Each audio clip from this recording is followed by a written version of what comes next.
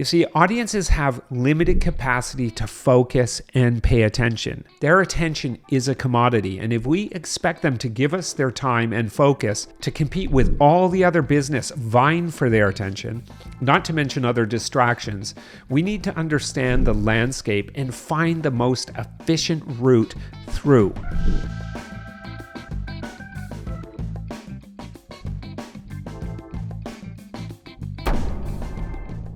To succeed in engagement, understanding your audience's mind is key, or should I say, all of the minds in your audience. If you had a GPS to navigate engagement more efficiently, to convert a client, sell your product or service, or gain alignment and understanding of your audience, would you not use it?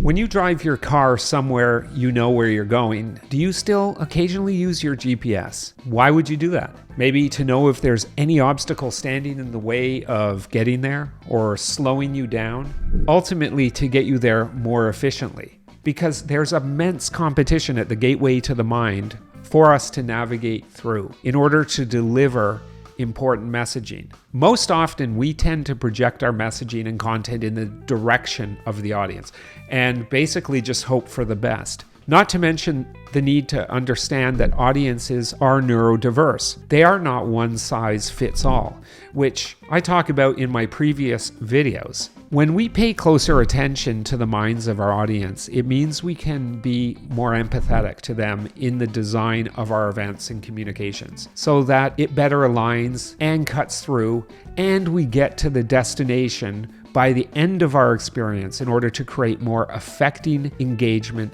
outcomes. When you pay careful attention to your audience, you can tailor their experience and increase eventual purchase willingness or buy-in to your desired goals as a company. So what does this mean? As we know, attention spans are short. We tend to design experiences to engage right out of the gate and try to capture their energy right off the top. And energy then has nowhere to go but down. Yet, a Harvard study shows that people are more likely to spend or buy in when their enjoyment of their initial exposure, like a video, movie, trailer, or a storyline, builds over time and ends on a peak. Many events fail to consider this, unfortunately. And you've heard the term save the best to last, right? Well, that might not be a bad idea if you want your audiences to actually buy. One other important consideration that comes across in this study was to avoid yo-yos, bringing them up,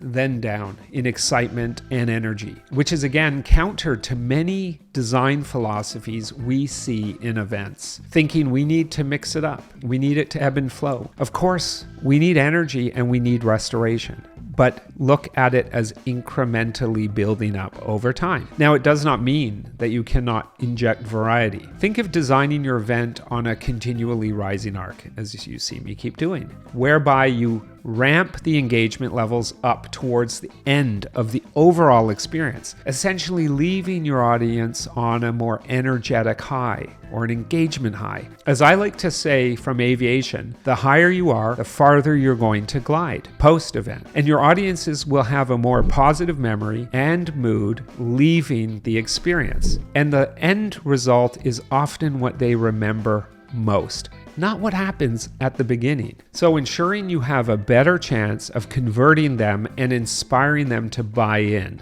I'm Ben Morsom, and this is Engagement Decoded. Subscribe to be the first to receive behavioral insights and neuroscaping tips that will inform your future engagement strategies and empower you to capture more mind share. Thanks for joining me for another episode of Engagement Decoded. Do you want to learn more? Hit that subscribe button below and never miss an episode to learn how to increase engagement with your audience. I'm Ben Morsom, and thank you for watching.